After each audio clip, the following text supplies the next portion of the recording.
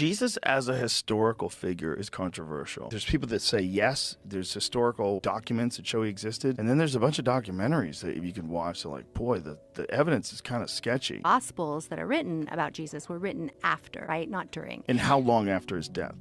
Well, I think the first one was like 100 years. Gospels were not written by anyone who had seen Jesus in that way, even though they were the versions like of when you have Matthew, Mark, Luke, and John. These are the versions that they were told. So I don't know, maybe 100 years? The historical data concerning Jesus of Nazareth is certain. The evidence is not sketchy. The historian, theologian, and Nobel Prize winner Albert Schweitzer stated that it must be admitted that there are few characters of antiquity about whom we possess so much historical information. Even radical skeptics like Bart Ehrman, in his book, Did Jesus Exist?, states that the claim that Jesus was simply made up falters on every historical ground. Joe might be convinced by online documentaries, but anyone actively working and teaching in the fields of historiography, antiquity studies, classics, biblical studies, textual criticism, or any other related field aren't. The reason for this is that if we were to cast doubt on the historical Jesus, then based on the primary records we have, we would have to cast doubt even more on the existence of any other figure from the ancient world. For example, Jesus actually stacks up pretty well against some of the best attested characters from ancient antiquity. The most powerful individual during the life of Jesus was the Emperor Tiberius. We know about the details of his life from 4 biographers. Jesus, likewise, has 4 biographers. All of the sources for Tiberius came 80 or more years after the events they narrate. Even with the most skeptical dating, we're still only waiting for the first gospel biography of Jesus to be written, coming in at around 30 years after his death, and there's good historical evidence to push that even back to 20 years. And while Mark and Luke were not eyewitnesses to Jesus, Matthew and John were part of his inner circle. Luke states right off the bat that he himself was not an eyewitness, but that he had painstakingly sought out, interviewed, and recorded the tellings of those who were. Every piece of ancient testimony about the gospel authors testify to a direct connection with the earliest Jesus community. Matthew and John were disciples. Luke interviews eyewitnesses and provides his receipts. And all of the earliest testimony about the identity of who Mark is from the ancient world states that he was a traveling companion of Peter the disciple and wrote down what Peter had told him about his time when he was with Jesus. If we compare this to other figures from antiquity, we see why this is so important. Alexander the Great, for example, also had 4 biographies written about his life. The earliest and most reliable one of these comes in at just around 450 years after Alexander lived. And this is the norm for ancient biographical material. The ancient world was not a literate one. It was an oral society who memorized and passed down teachings and histories. Socrates himself decried the practice of writing and reading, saying it would make people lazy and dull their ability to memorize things accurately. Ironically, the only reason we know that is because his student Plato wrote that down. The gospel biographies of Jesus are some of the earliest and most reliable testimony of any ancient figure. Comparisons with others like Tiberius and Alexander the Great provide perspectives on how we as historians weigh the data. Specifically, the amount of text we have about Jesus is good relative to the best known figures from antiquity.